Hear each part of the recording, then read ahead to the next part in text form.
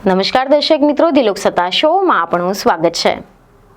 આ છે 21મી સદી કે જ્યાં માનવ જીવન વધુ સરળ, ઝડપી અને સ્માર્ટ બનતું જઈ રહ્યું છે, જ્યાં ટેકનોલોજી માનવ જીવનને વધુ સુવિધાજનક બનાવી રહ્યું છે।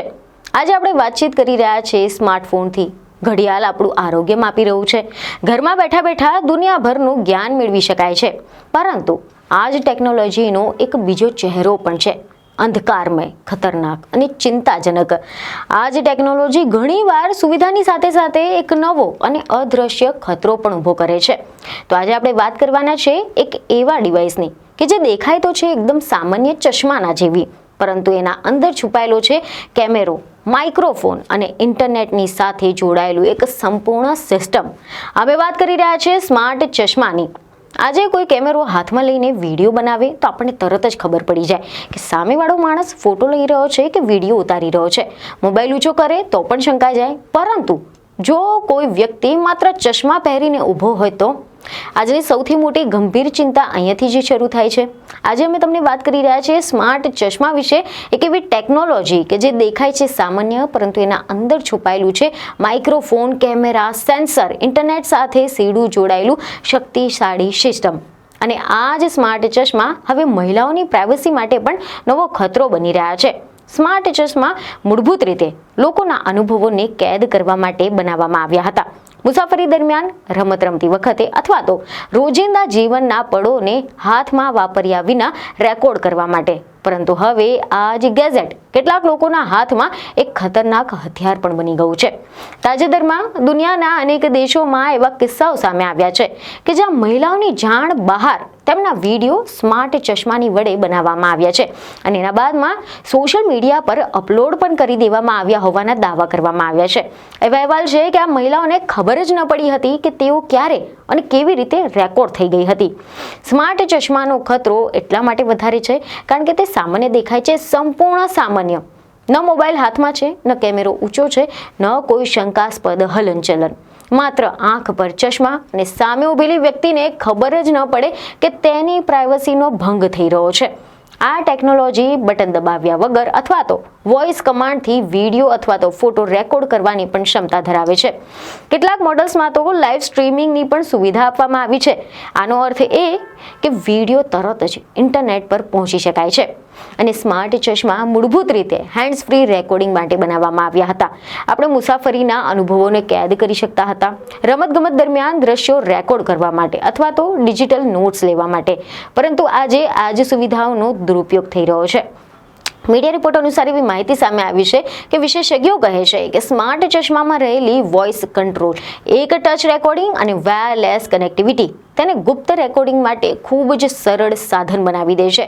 અને સૌથી ખતરનાક બાબત એ છે કે આ બધું જ આસપાસના લોકોને અંદાજ પણ ન આવે તેવી રીતે થાય છે। આવો ગુપ્ત રેકોર્ડિંગ એ માત્ર ટેકનિકલ મુદ્દો નથી, પરંતુ આ છે મહિલાઓના સામાન્ય સુરક્ષા અને માનસિક સ્વાસ્થ્ય પર સીધો હુમલો। ઘણીવાર તો મહિલાઓ માટે આવી ઘટના ભય, અપમાન અને અસુરક્ષાની લાગણી ઊભી કરે છે।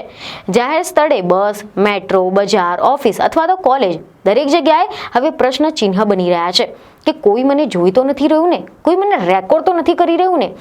આ શંકા મહિલાઓની સ્વતંત્રતા પર ચૂપચાપ બંધન બાંધી રહ્યું છે।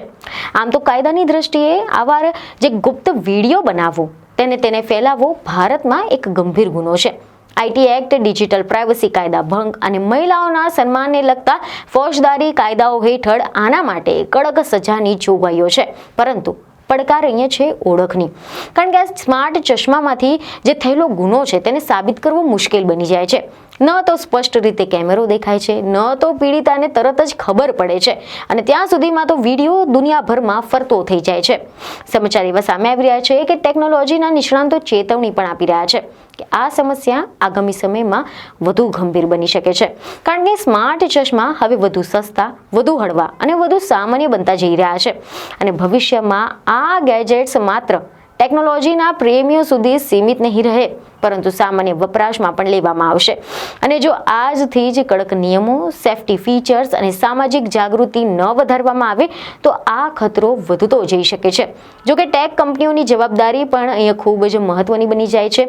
એવા રિપોર્ટ સામે આવી રહ્યા છે કે વિશેષજ્ઞોનું કહેવું છે કે કેમેરા એક્ટિવ હોવાનો સ્પષ્ટ સંકેત, કાયદાકીય માર્ગદર્શિકા અને દુરુપયોગ અટકાવવાના ટેકનિકલ જે નિયંત્રણો છે તે હવે વૈકલ્પિક નહીં પરંતુ જરૂરી બન્યા છે. હવે સમાજ તરીકે આપણે પણ આ બધા પ્રકારની જે ઘટનાઓ છે તેને મજાકમાં કે વાયરલ કન્ટેન્ટ તરીકે નહીં પરંતુ એક ગંભીર ગુનાહિત વર્તન તરીકે જોવું પડશે.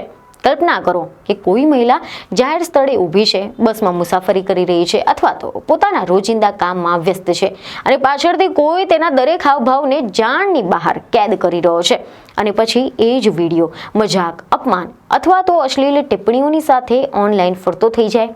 આ માત્ર પ્રાઇવસીનું ઉલ્લંઘન નથી, આ છે માનસિક હિંસા.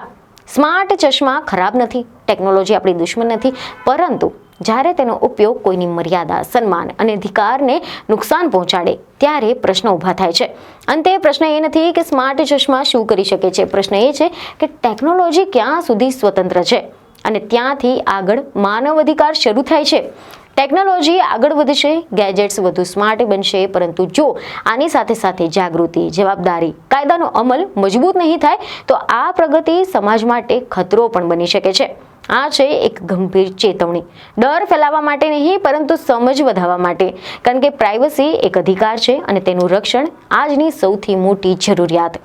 આ છે 21મી સદીનો એક નવો પડકાર અને તેનો જવાબ ડર નહીં પરંતુ સમજ, જાગૃતિ અને જવાબદારી છે. ટેકનોલોજી સ્માર્ટ બની રહી છે, જેથી હવે આપણે સમાજે પણ આટલું જ સ્માર્ટ બનવું પડશે.